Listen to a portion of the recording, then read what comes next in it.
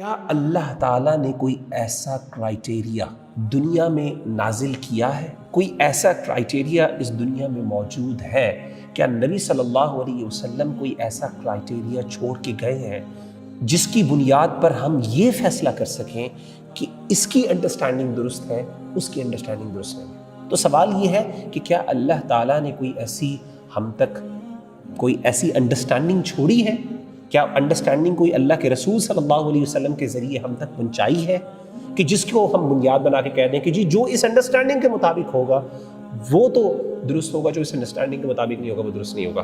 اگر تو ہاں چھوڑی ہے تو آبویسلی ہمارے پاس کرائٹیریا ہے، لیکن اگر نہیں چھوڑی تو آبویسلی پھر ہمارے پاس کوئی چانس نہیں ہے، کوئی چارہ نہیں ہے اس بات کو ایکسیپٹ کرنے کے لیے کہ تمام جو اسکولز آف تھاٹ ہے وہ ٹھیک ہے، کیونکہ آبویسلی ہمارے پاس کوئی کرائٹیریا ہی نہیں ہے۔ لیکن don't you think this is unfair? کیونکہ اللہ کے رسول صلی اللہ علیہ وسلم کی آگے ایک میں حدیث آپ کو بیان کروں گا کہ اللہ کے رسول نے کہا تھا کہ تمام اسکولز آف تھاٹ میری امت میں فرقے ہوں گے، صرف ایک فرقہ جنت میں جائے گا، باقی سارے فرقے کدھر جائیں گے؟ جہنم میں۔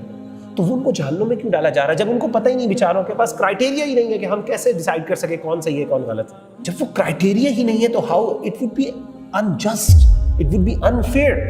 تو بات یہ ہے کہ یہ بات درست نہیں ہے، بلکہ اللہ تعالیٰ نے اپنے کلام کی، اپنے دین کی انٹرپریٹیشن نبی صلی اللہ علیہ وسلم کے ذریعے ہم تک پہنچائی ہے، بلکہ نبی صلی اللہ علیہ وآلہ وسلم کی عین بنیادی ذمہ داریوں میں سے صرف یہ نہیں تھا کہ آپ صرف ریولیشن ہم تک پہنچا دیں، بلکہ آپ کی ذمہ داری یہ بھی تھی کہ اس ریولیشن کو آپ سمجھائیں، اس کا میننگ اور انڈرسٹینڈنگ بھی بتائیں، ہمیں اس کا فہم بھی بتائیں کہ یہ اس سے مراد یہ ہے، اس آیت سے مراد یہ ہے، اس آیت سے مراد یہ ہے۔ اور اللہ کے رسول صلی اللہ علیہ وسلم نے یہ بتایا۔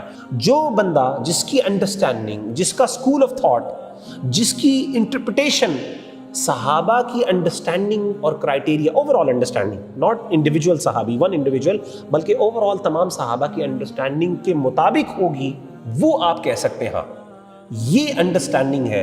اس آیت کا مفہوم صحابہ نے کیا سمجھا؟ صحابہ کی کیا مراد تھی اس سے؟ صحابہ نے اللہ کے رسول صلی اللہ علیہ وسلم سے کیا سیکھا؟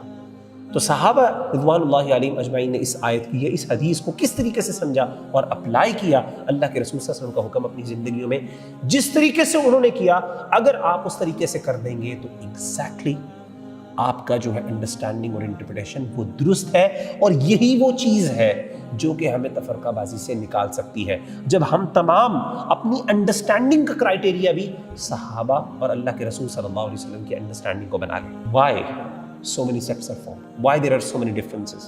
یہ شیعہ سنی، یہ تمام جو ہے تمام اختلافات ہمارے ہاں موجود ہیں، اس کی بنیاد انٹرپریٹیشن ہے۔ جب تمام لوگ اپنی انٹرپریٹیشن کو اللہ کے رسول صلی اللہ علیہ وسلم کے صحابہ کے مطابق کر لیں گے، سارے اختلافات ختم ہو جائیں گے، اور وہی گروہ جو کر دیتا ہے وہی جنتی ہے، باقی سارے آبویسلی کیا کر رہے ہیں؟ اپنی ذاتی انڈرسٹینڈنگز اور انٹرپریٹیشنز کو فالو کر رہے ہیں۔